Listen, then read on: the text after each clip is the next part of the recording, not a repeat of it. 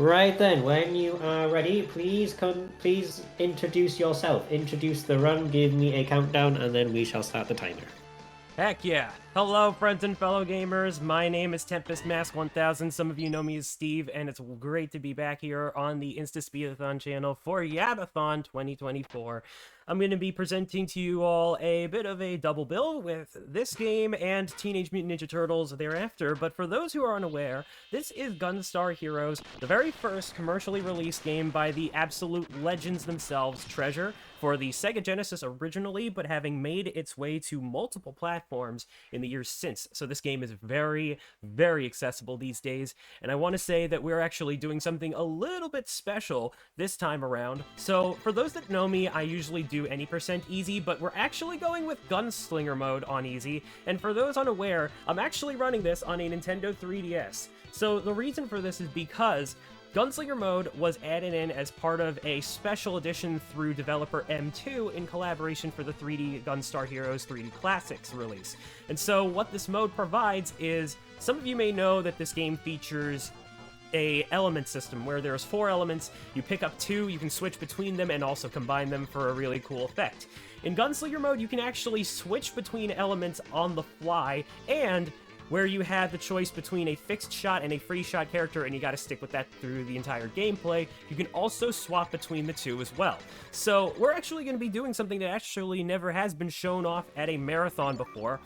This mode is not constantly run because this is still very exclusive to the 3DS release, and as some of you may know, 3DS purchases are sadly no longer legally available, but I do want to ensure that this is being run on original hardware and has been acquired with my hard-earned money.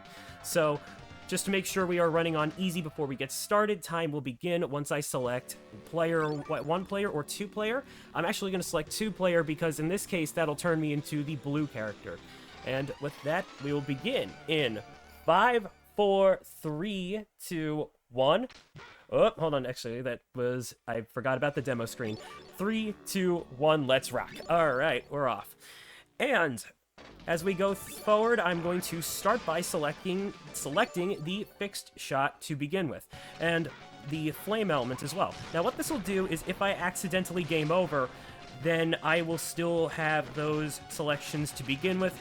Just a bit of a time optimization considering I normally run any percent easy, and that's just one way to keep the whole shebang going. I do want to mention that if my audio does seem a bit delayed, there's nothing I can sadly do about that because that's just one of the little quirks of my 3DS capture card, but it's barely noticeable, so, you know, pay no mind. So we have just collected our second element, and the combination that I'm currently using is called Flame Chaser. And this is a very consistently utilized combo in the any percent easy run or just general speed runs of this game in general. And why is that?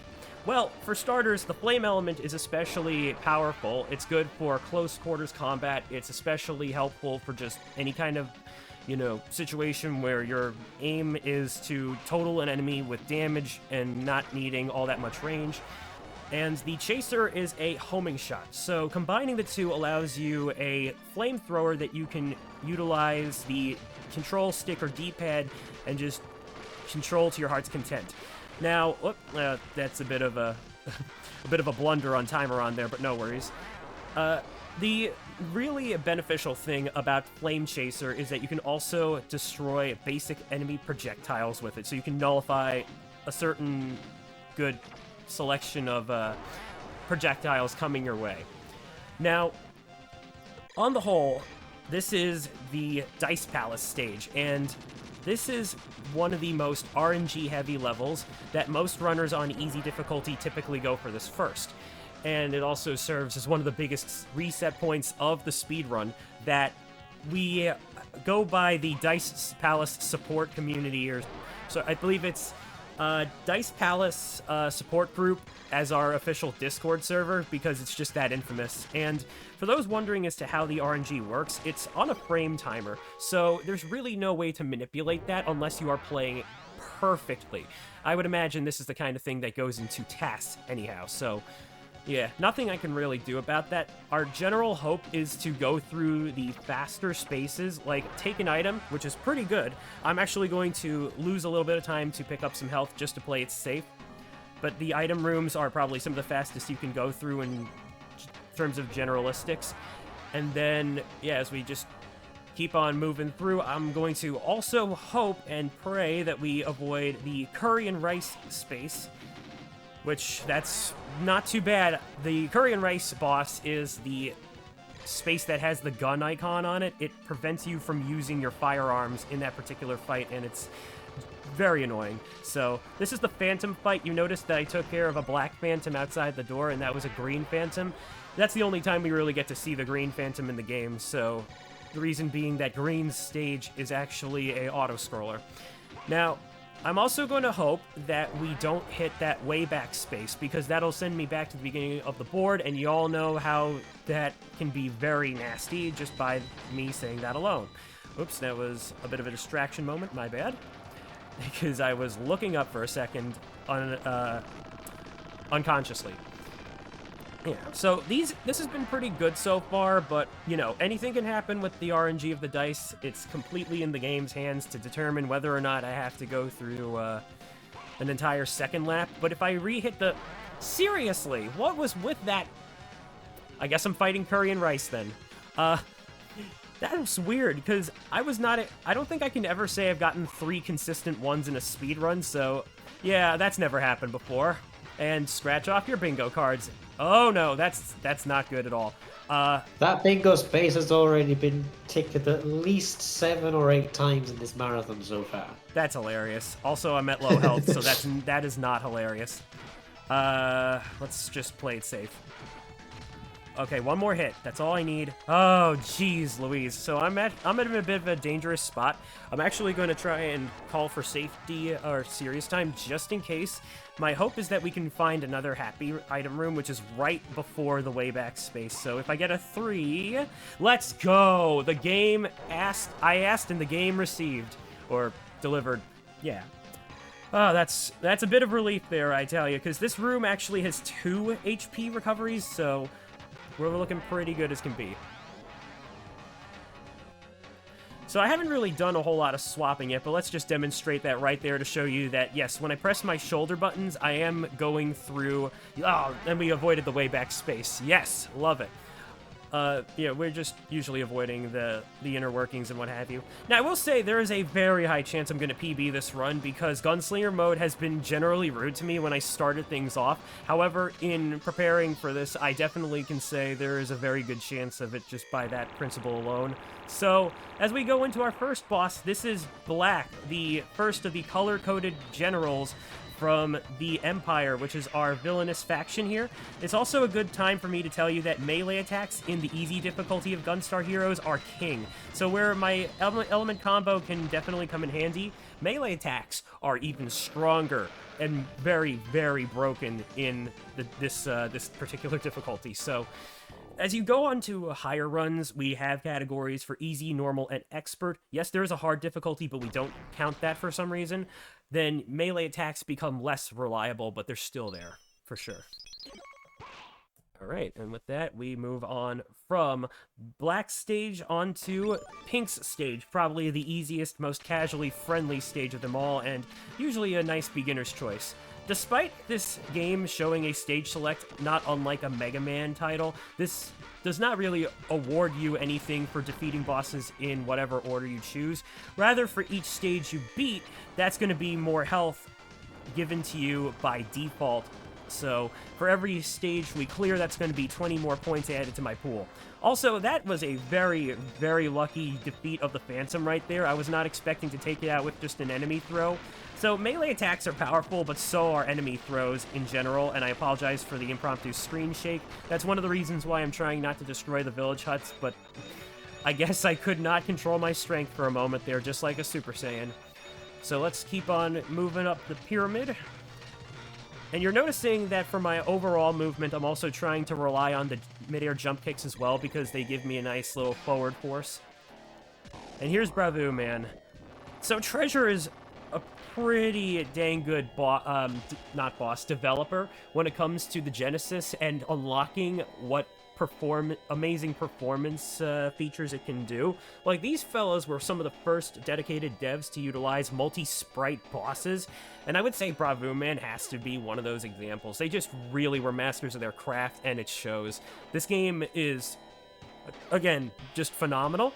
I highly recommend that anybody interested in buying it considers the Steam version, because it is only like $1 or $2 at best, you know, American dollars.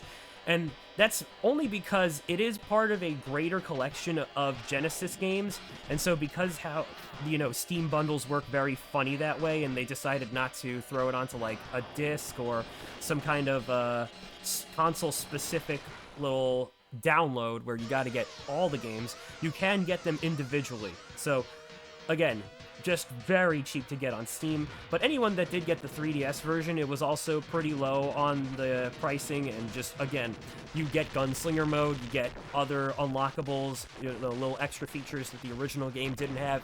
It's splendid. And with that, we already took care of Pink, the bounty hunter. And so, yeah, again, melee attacks, they just take care of the business here, and that's just how it is.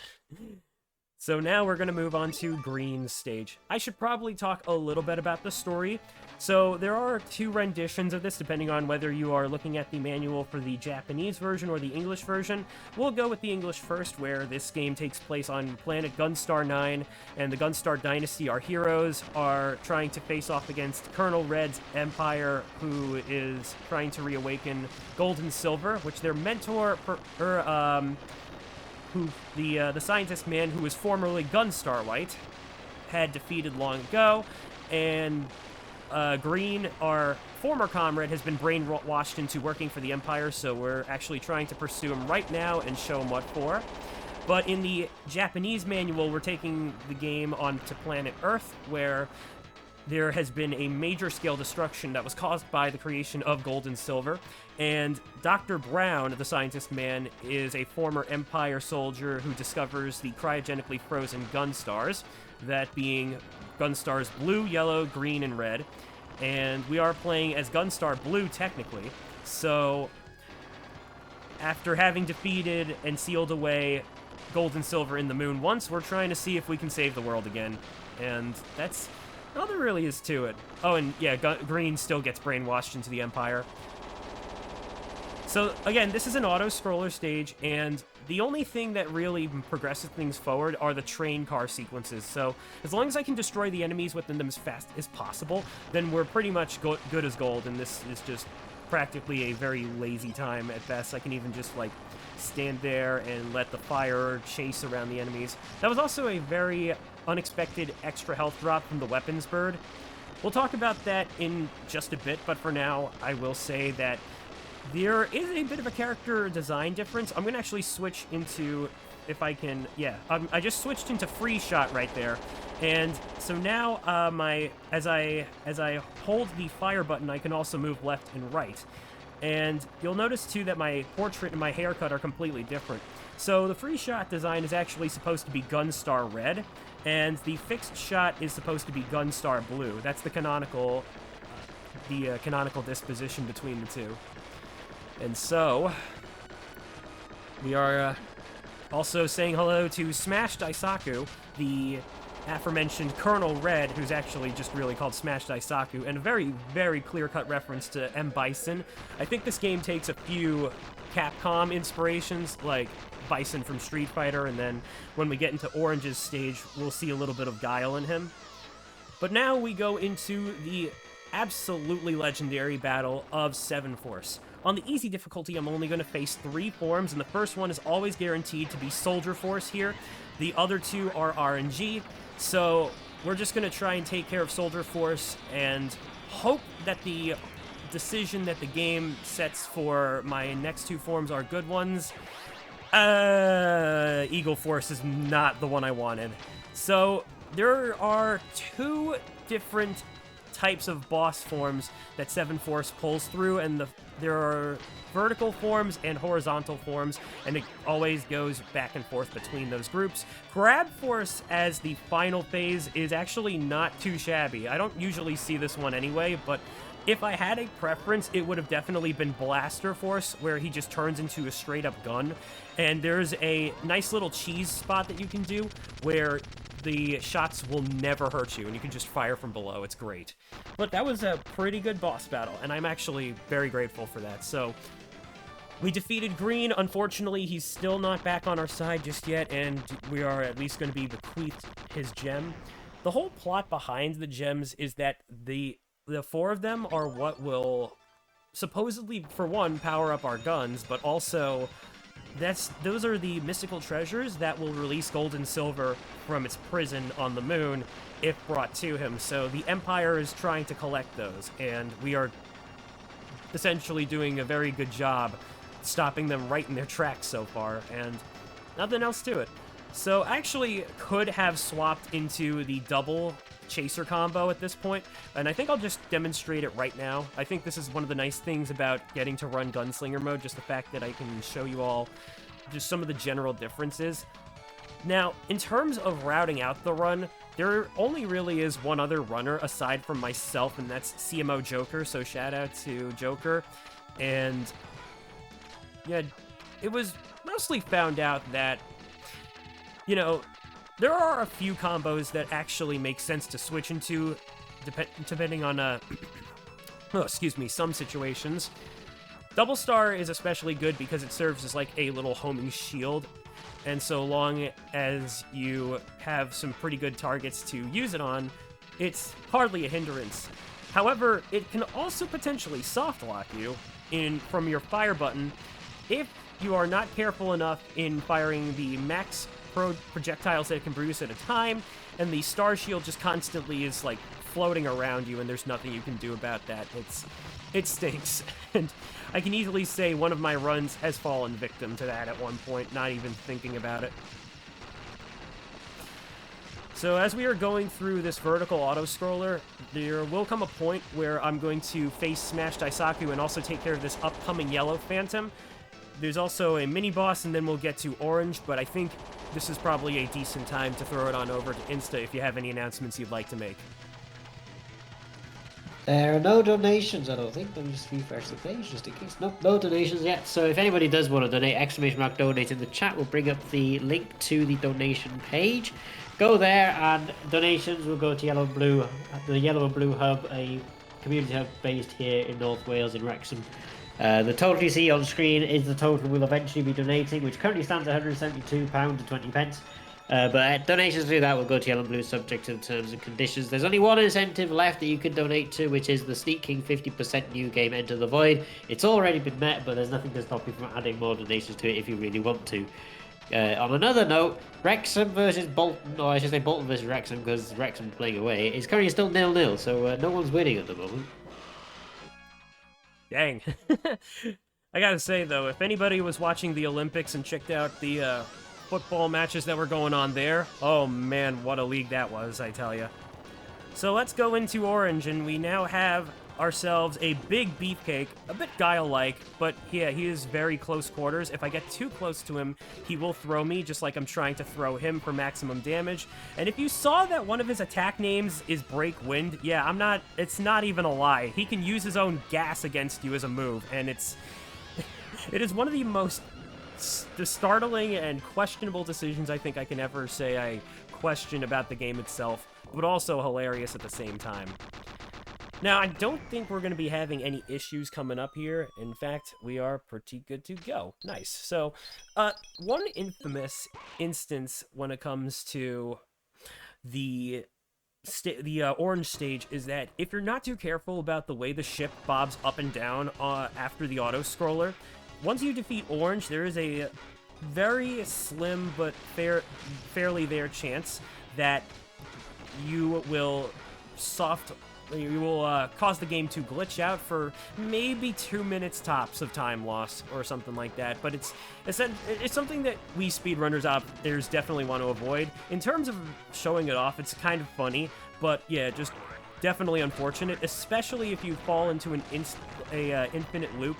and your character just ends up dying from it, because you can still die in that certain moment, and the game will, while it won't count it as a game over, it'll still reset your HP and your elements to what you had at default. So if you'd like to see it for yourself, I highly suggest checking out Tapatio J and Bag the T's co-op run at Games Done Quick, one of the online ones. I believe it was AGDQ 2023, where sadly this did end up happening to them. And by the way, they were running on the Switch Virtual Console, which, yes, Gunstar Heroes is also playable on the Genesis app if you have the expansion pass for Nintendo Switch. It's kind of neat that you can now do co-op in a sort of official but online way. I would definitely recommend, though, considering emulation, because for one, the Gunstar community is completely open to any legal Genesis game emulator utilized, so you can even use the Sega Genesis Mini, which I thought I was going to be using because I totally forgot this was Gunslinger and not Basic Easy. And yeah, there's not really much else to it. I should probably switch into the Free Shot character because I remember Joker actually doing this for this particular section, because, you know, free shot shooting while moving makes sense for a very long horizontal section like this. Now, the highway stage is also pretty infamous, because if I die, then it's back to start, no progress kept, no checkpoints, no whatever. I have to do this all over again. And Smash Daisaku is at his worst here, so let's just go ahead and take care of the jetpack phase, which is going to be very similar to how we took care of him in Orange's level. And then he will go into a phase 2 once this is taken care of. You saw him do like a little Psycho Crusher-like attack where he is charging against me with that jetpack, like right there. That is probably his most vulnerable to use the Flame Chaser combo with him at. And now I'm going to try and constantly throw him. But, like with Orange, he can also throw me and it deals 20 damage a pop. So, gotta be very considerate of that. He also now stretches his legs. Apparently, he's like Monkey D. Luffy before One Piece, or did One Piece already start before this? I actually don't know. But what I do know is this game definitely is inspired by some things, so I wouldn't be shocked. He also has a flame gun of his own, by the way, so I gotta be a little bit careful of him trying to flame shot me, and he's done.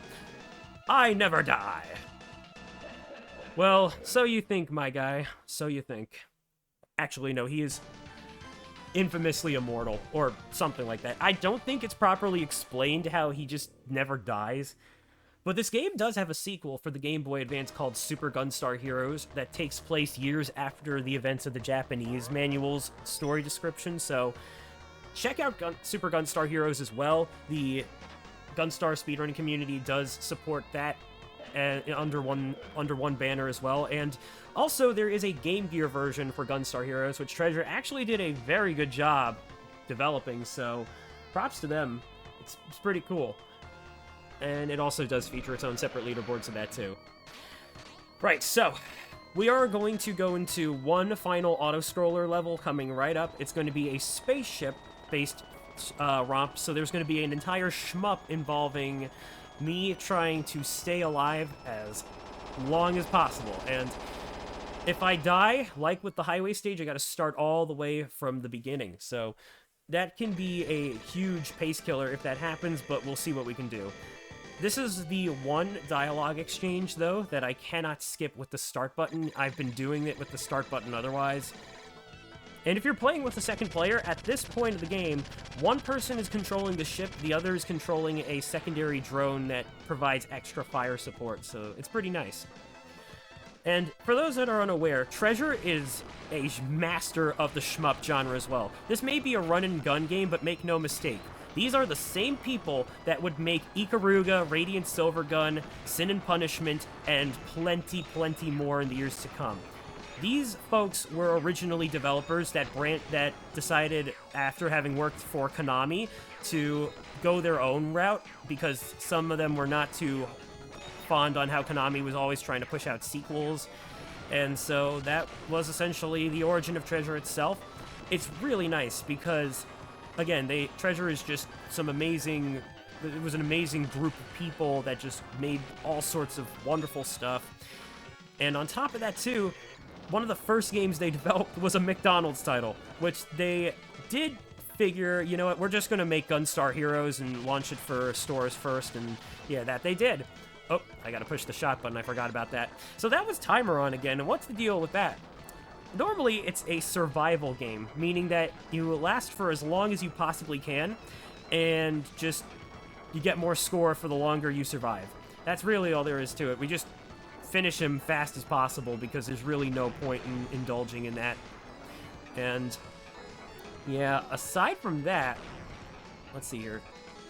What else to talk about? Well, obviously I cannot switch between free shot and fixed shot, and it's very preferable to use fixed shot so that I can keep holding the firing direction while I'm holding the fire button, so, you know.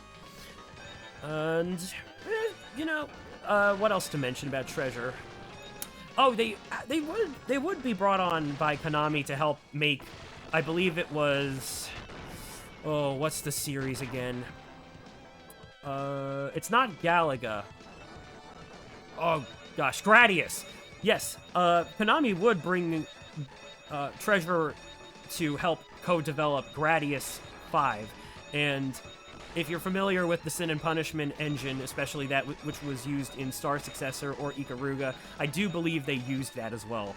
So, yeah, that's some pretty cool stuff right there.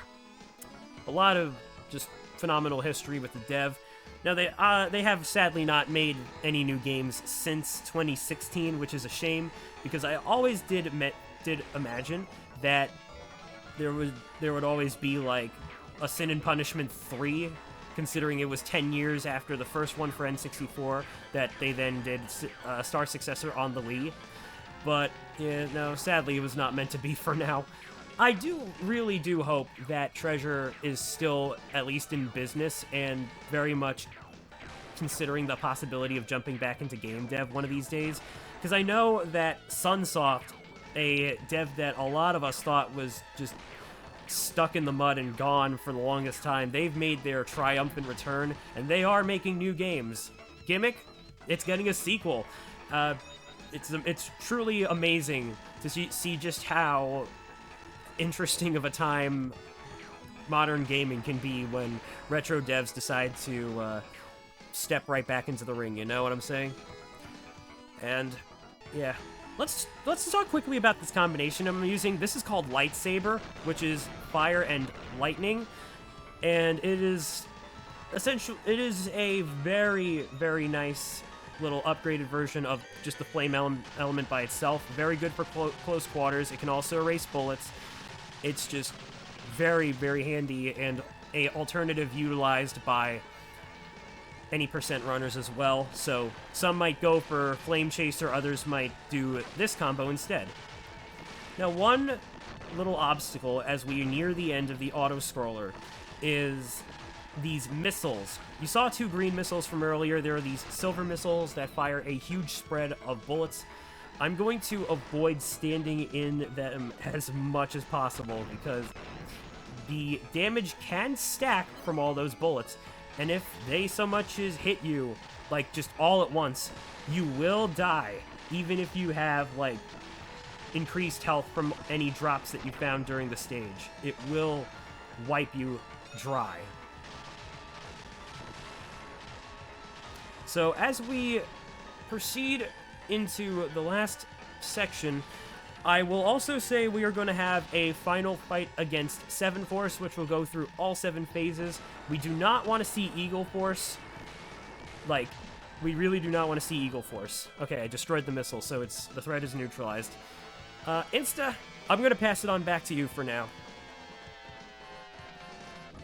I don't think I have any new updates. I'll just check in case.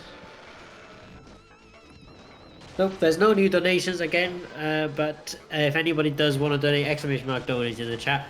We'll bring up the link to the donation page.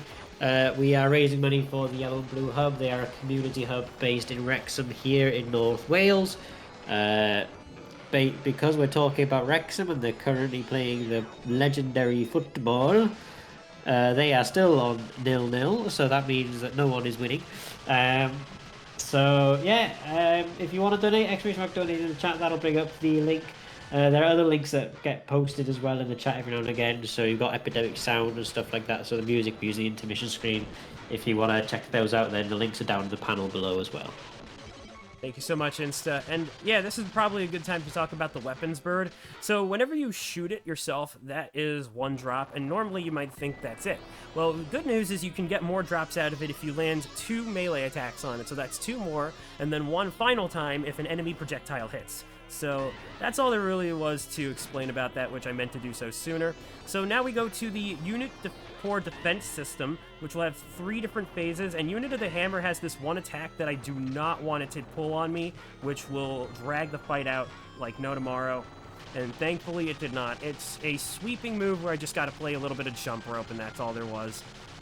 So now we're going to do Unit of the Dragon, and yeah, once this thing decides to swerve around, I'm going to try and hit it with a kick. It'll have multiple segments that I can hit at once. So here we go. And alley-oop. You can wall kick in this game. It's completely easy to do. It's very easy to do, and you can also pull it off of nothing. It's very simple that way, and it's just really cool for it.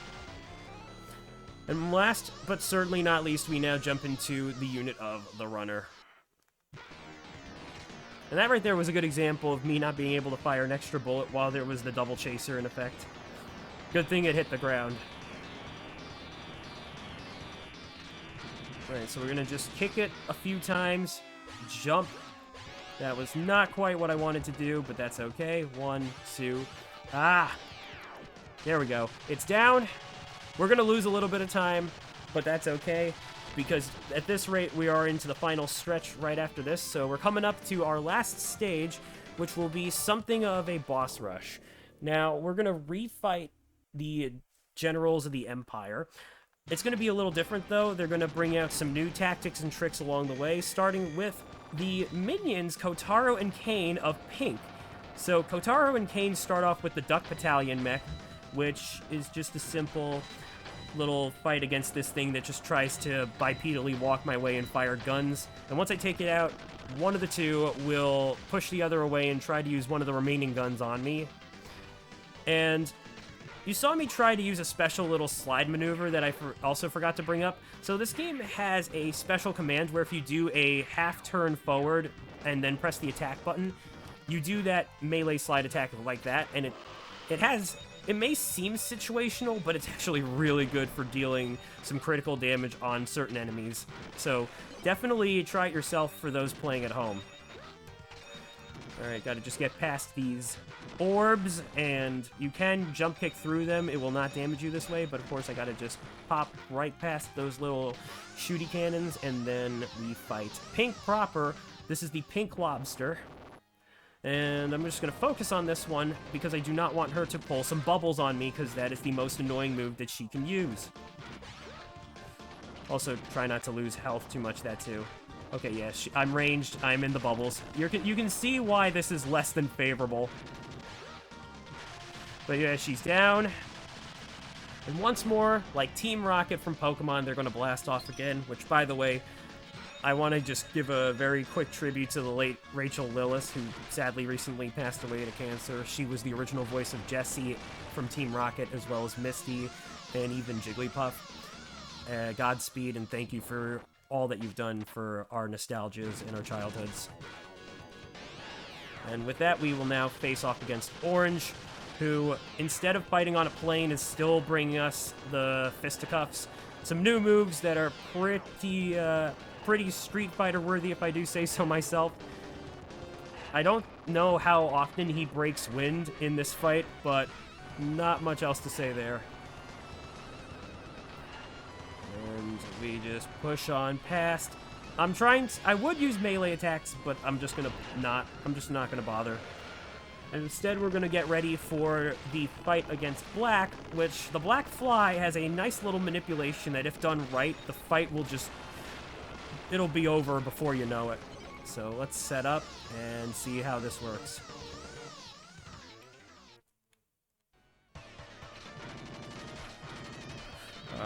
I don't think that's gonna work. Unfortunate. So what I was trying to do there was hit him while he still was present. like, while I could still land some damage on him, if I got enough HP off at once, he would not be using this attack, and instead would be starting to go into his Phase 2 AI, which he will at this point. And he didn't even get to use the Y-shaped beam attack, but I could have also slid off on him, because those platforms right there are like jump through solids, flip through solids, and yeah, we're done with him at least. So now we move on to our final general refight. Green, unfortunately, he's still brainwashed, and also going to be made short work of if he does not decide to act. Yep, there you go. This does not fail all that often. This is a cheese strat that everybody just goes for if you're using Flame Chaser. You just keep him against the wall, you prevent him from doing any other attacks, and that's all she wrote. So let's just set up for the nice little fancy finish here, and I'm going to use my specialty, oh god, he disrespected me, but I say the throw of disrespect to you. There we go. I love doing that one. It's just a little silly thing I've devised for my own entertainment purposes. So now we're gonna face off against the Empire's leader, Gray. If he had a boss fight. This jerk just gets trounced upon for story purposes. You never face him here. You never face him in Super Gunstar Heroes. He's just pathetic, and it's unfortunate because I actually do wish I got to fight him for real. But you know what? If the game's not going to give me that liberty, then let's just instead take it upon our final boss, Golden Silver himself. The Doomsday weapon is completely invulnerable to damage, so I'm going to focus my firepower on the gems. That will serve as his weak point. Time will not be on the final hit, but rather, once we take this fight downtown to Browntown, there will be a cutscene that plays, and then once the screen fades to black and we get into the ending sequence, oh my god. Oh, this is going to be clutch now. How did I survive that? 2 HP, that is not supposed to happen. I would have definitely lost my marbles. Alright, get ready on time though. Oh no, wait. Oh shoot, no, we shouldn't have shot the gems after all, no! Oh well. At least he's down, right? Oh, I guess not. And that's time. Whew! That is a 2-minute, 35-second PB. You love to see it. So that stage is the one that gave me the most consistent trouble when I started running for the Gunslinger category, and it was just nice to show it who's boss this time around. Not my best split for it, but overall, that combined with just the general performance of those stages, mwah, good stuff. Love to overcome those silly little challenges and all that jazz.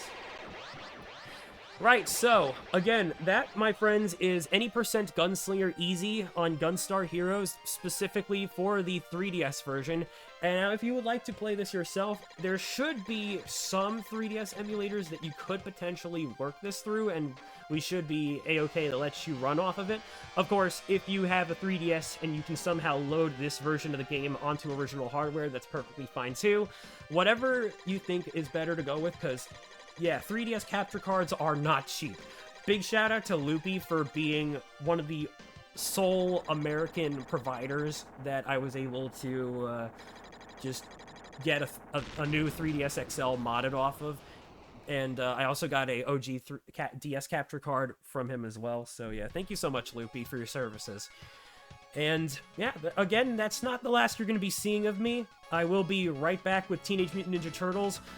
Before we get into that, I do want to give one more shout out to the Gunstar Heroes speedrunning community. The Dice Palace support group is something you can join yourself if you go to any Gunstar Heroes leaderboard and click the link. And we would definitely be happy to have anybody join in, anyone that wants to learn the run. Shout out to my amigos, that of course being Benha, Xantomun, Cyphrin, and Shaddix. There are plenty of other folks that I especially know through that community as well, that I've known through other communities, and we're just a pretty tight-knit group, if I do say so myself. So Yeah, support Gunstar heroes. If you can, try this for yourself. You can't go wrong. And as for anybody that will not be able to catch me on TMNT, I'm TempestMask1000 here on Twitch, YouTube. You can go to my Twitter at @It'sTempestSteve, and I got a blue sky for Tempest Mask. Other than that, though, let's keep raising money for our cause, and of course, with that in mind, we'll see you shortly for Teenage Mutant Ninja Turtles. Just don't touch that dial. Thank you very much, Tempest Mask, for the run. Final time is 34:54, 6 seconds off your estimate, which is very, very close. But we're going to go now over to the next run, which is Teenage Mutant Ninja Turtles. We are running a little bit behind schedule, but it's fine. We will get the sound checks done very quickly for the next run, because it is just Tempest Mask again anyway. And then after Tempest Mask's Teenage Mutant Ninja Turtles run, we have our very last run of the marathon, which is Sneak King, 50% new game. That'll be starting in about half an hour's time, potentially. But in any case, thank you, Tempest Mask, for this run. Don't forget, of course, we are doing this as a charity event for Yellow and Blue, for the Yellow and Blue Hub. It's a community hub based in Wrexham. If you'd like to donate, ! donate in the chat. We'll bring up the donation link, and you can donate there as well. The total you see on screen is the eventual total we'll be donating, which currently stands at £172.20, which is absolutely incredible. So keep those donations coming in. If we can get £200 by the end of the event, that'll be absolutely incredible. So please keep those donations coming in, and as they come in, I will read them out on stream as well. But yeah, so we'll go now to the next one, which is Teenage Mutant Ninja Turtles by our very own Tempest Mask, which is right on screen right now. So don't go anywhere, everyone. We'll be right back in about 10 minutes' time.